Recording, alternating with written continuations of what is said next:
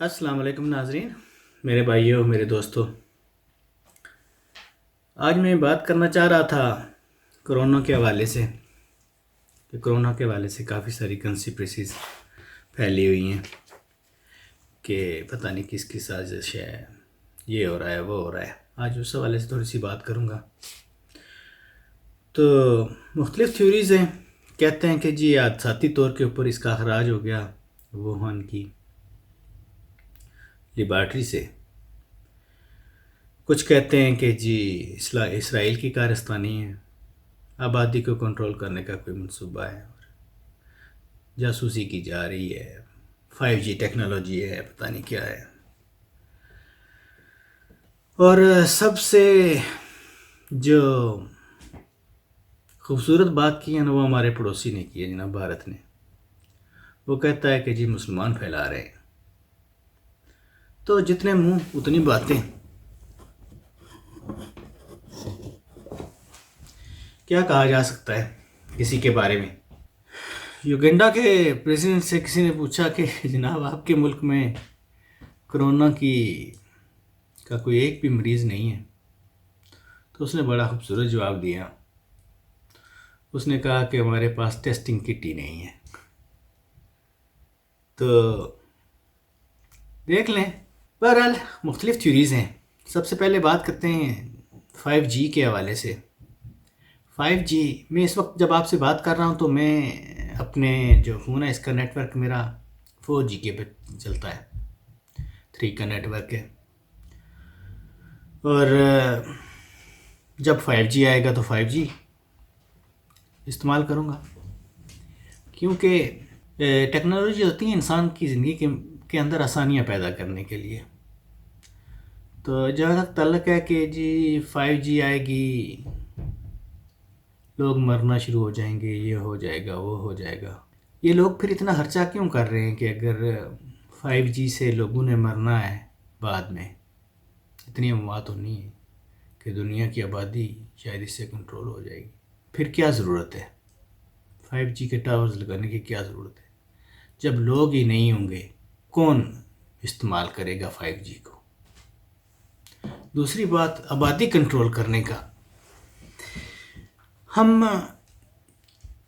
ایسے لوگ ہیں جو ایک ہی دلیل کو نا مختلف انداز میں پیش کرتے رہتے ہیں۔ جب ہم اپنے پڑوسی بھارت کی بات کرتے ہیں تو ہم کہتے ہیں کہ جی بھارت کے اگینسٹ کوئی بھی نہیں جاتا، عالمی برادری جو ہے وہ بھارت کو کچھ نہیں کہتی، جو کہ درست بھی ہے کہ کچھ بھی نہیں کہتے انڈیا کو، وہ جو کچھ کرے انسانی حقوق کی پامالی کرتا پھرے، لیکن اس کے خلاف آواز نہیں اٹھتی۔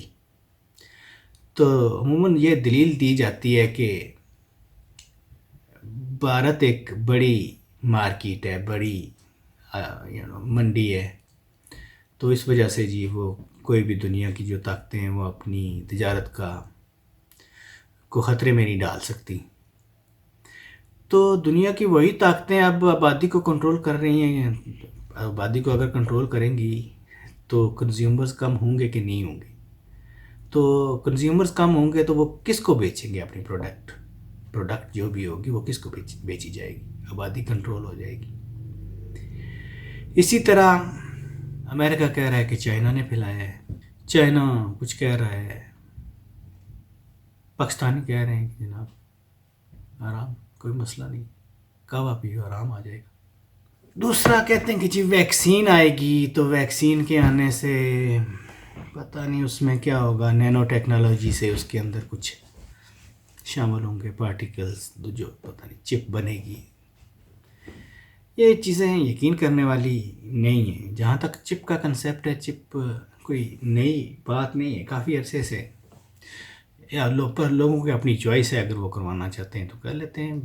کچھ لوگ جو ہوتے ہیں وہ زیادہ ٹیکنالوجی کے قریب ہوتے ہیں، جلدی اڈاپٹ کر لیتے ہیں۔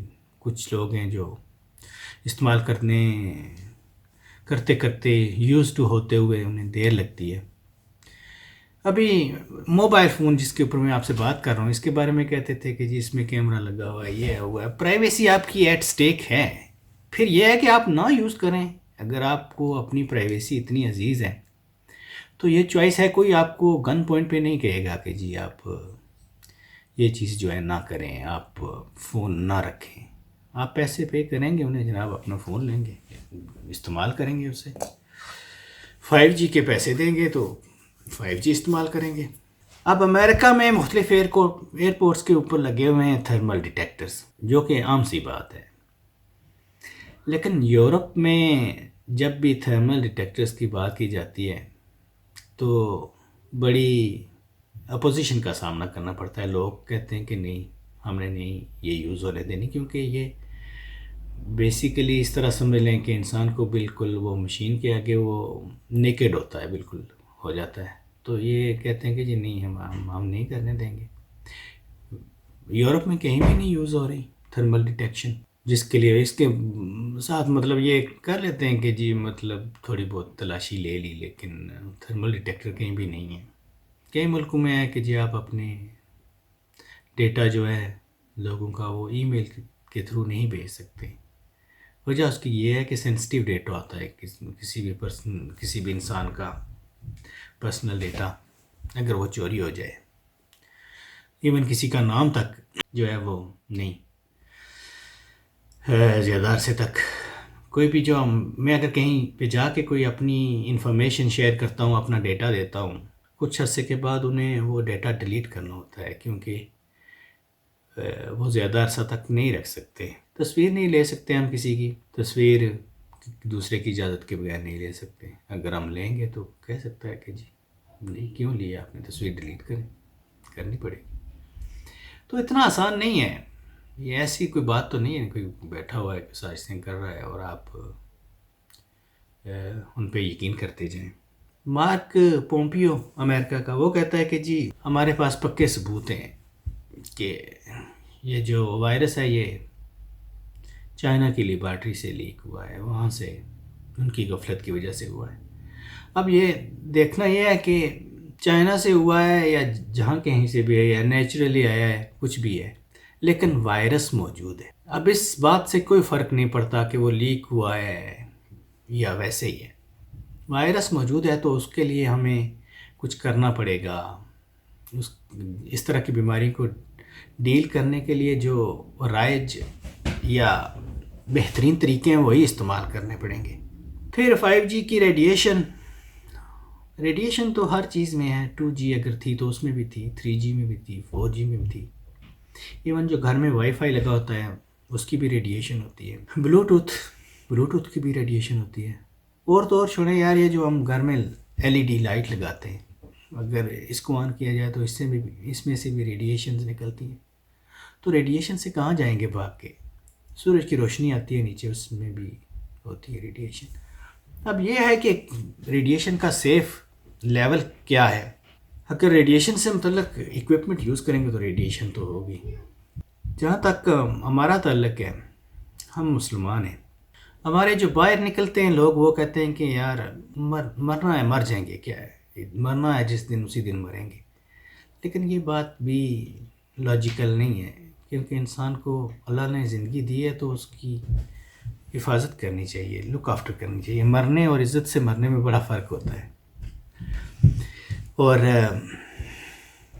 کچھ دوسرے ہیں جو اسلام کا جہاں تک تعلق ہے، اسلام واضح طور پر کہتا ہے کہ احادیث موجود ہیں کہ جس علاقے میں وبا پھیل جائے وہاں کوئی نہ جائے، اور اگر وہاں پہ کوئی بندہ ہے تو وہ وہاں سے نکل کے اس علاقے کو چھوڑے بھی نہ.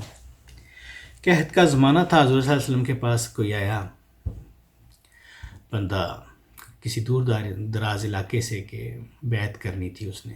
تو جب پہنچا حضور صلی اللہ علیہ وسلم کے پاس تو حضور صلی اللہ علیہ وسلم کو بتایا گیا، مفہوم میں بتا رہا ہوں، ہو سکتا ہے میں مطلب ایگزیکٹ میرے الفاظ نہ ہوں، اللہ تعالیٰ معاف کرے.